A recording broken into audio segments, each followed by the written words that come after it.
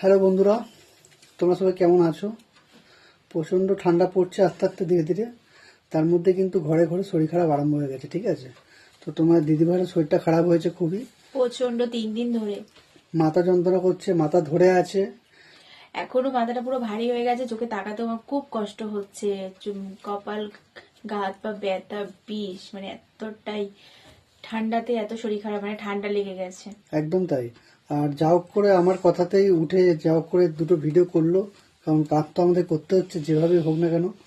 তো সত্যি খুব অসুস্থতার মধ্যে আছে ও। তো কি হবে আমি বুঝতে পারছি না, আগামী দিনে কিভাবে কাজ করবে।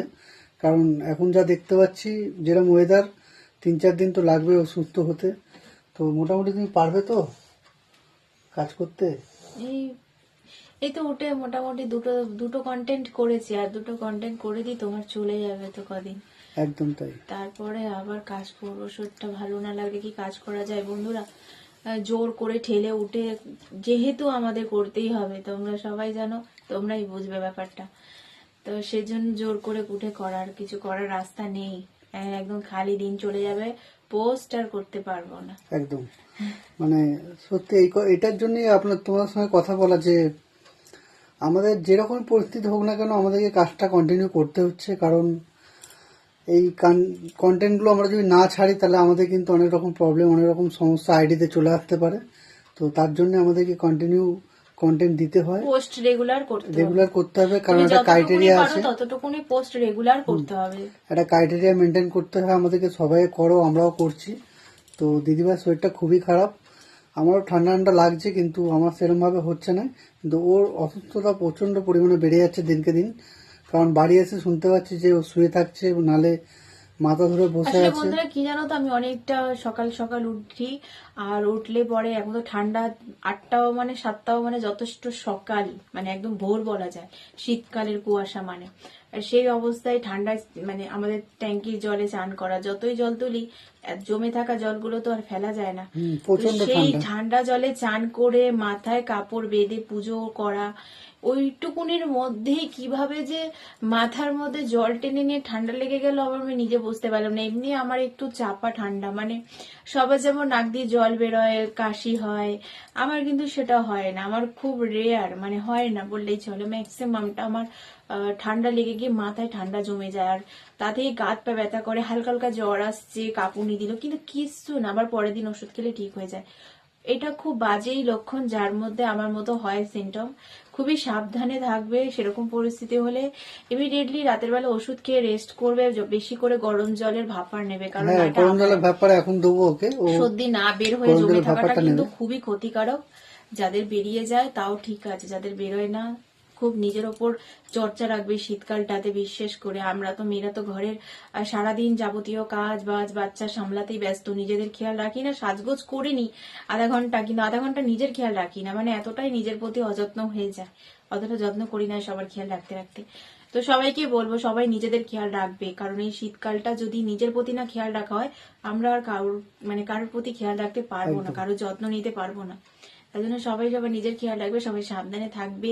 শীতের জন্য সবাই বাইরে যাবে, প্রোটেক্ট হয়ে যাবে, ঠিকঠাক নিজেকে সাবধানে একদম। রেখে দেবে। আসলে কি বলতো, মানে ঘরের মধ্যে না ও খুব চঞ্চল, আর ও খুব কথা বলতে ভালোবাসে। ও যখন ঝিমিয়ে যায় না একদম ভালো লাগে না, মানে ঘরটা যেন একদম মানে শুনশান হয়ে যাচ্ছে, মানে কেউ কথা বলার লোক নেই। ঘরের পরিবেশটাই খুব আলাদা হয়ে যায়। তাই ওর যখন শরীরটা খারাপ হয় আমার একদম কিছু ভালো লাগে না। সত্যি কোথাও কথা গেলেও এটাই যে আমি আজ গত 3 দিন ধরে এতটা অসুস্থ হয়ে বিছানায় শুয়ে আছি।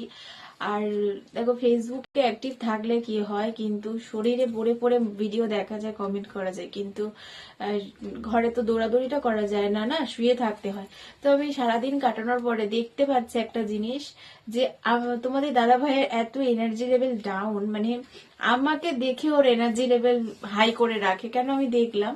আমি যবে থেকে অসুস্থ হয়েছি তবে থেকে আমার বাড়িটা পুরো ঝিমিয়ে গেছে, মানে না বেশি করে কথা বলে, না একদম শান্ত হয়ে গেছে। মানে আমার মনের ভেতরটা না মানে ভালো নেই। আমি ঝিমিয়ে বসে আছি তো ও কোনো বাড়িটা পুরো ঠান্ডা পরিবেশ হয়ে গেছে, কোনো হাসি নেই কথা নেই, চুপচাপ খাচ্ছে আর শুধু একটা কথাই বলছে যে তুমি কথা না বললে আমার মনে হয় যেন পুরো মানে পৃথিবীটা পুরো তোলপাড় করতে থাকে, মনে হয় যেন তুমি সুস্থ দেখলে, তুমি হাসছো দেখলে, তুমি ভালো আছো দেখলে আমার মনে হয় যেন আমি সবচেয়ে সুখী মানুষ। আমার কিছু না থাকলেও মনে হয় আমার অনেক কিছু আছে, এই মুহূর্তে আমি একদম, খুব একদম। হ্যাপি। সব এরকম এসে বলছে, আমি তখন ভেবে দেখলাম ম্যাক্সিমামটা এগুলো শুনে শুনে আমি নিজেকে এত অসুস্থতার মধ্যে আমি কোনোদিন বুঝতে দিই না, কারণ এ এতটাই নার্ভের রোগী আছে, এই জন্য এদেরকে আমি বুঝতে দিই না, আসলে নিজেকে টিপ টপ ফিটফাট রাখি, এই কারণে বিশেষ করে ওদের আমাকে দেখে এনার্জি লেভেলটা মানে এতটাই হাই থাকে। তো সেই জন্য এখন আমি এই মুহূর্তে শরীর খারাপ প্রচন্ড ফিল করছি, কিন্তু মাথাটা এত যন্ত্রণা করছে আমি তাকাতেও পারছি না, যে রিং লাইটের দিকে তাকিয়ে যে আমি একটু কথা বলবো চোখের ভিতরে জ্বালা করছে, মানে এতটাই ব্যথা লাগছে। কিন্তু তবুও ওকে দেখছি যে একটু হাসছে আমাকে দেখে, আমি উঠে বসে কাজ করছি, এটা দেখে ওর ভালো লাগছে, ও একটু জলে জলে ফিল করছে নিজেকে, তো সেটা দেখে আমার নিজের ভালো লাগছে বলে আমি বিশেষ করে তোমাদের সাথে হেসে তুমি কথা তাড়াতাড়ি বলছি। সুস্থ হয়ে ওঠো। শরীর খারাপ থাকলে না কারোর ভালো লাগে না, মানে যার শরীর খারাপ থাকে, কারণ আমার শরীর খারাপ, আমার স্বাভাবিক শরীর না ভালো লাগাটাই স্বাভাবিক, মানে মন ভালো না থাকাটাই স্বাভাবিক। কিন্তু এদেরকে দেখলে তো আমি দেখছি আমার মন খারাপ থাকলে ভালো লাগাতে হবে, শরীর ভার মেয়ে যাক। না, সবাই ভালো থেকো, কারণ এটা ওয়েদারটা এখন চেঞ্জিং চলছে, সবারই এটা হবে।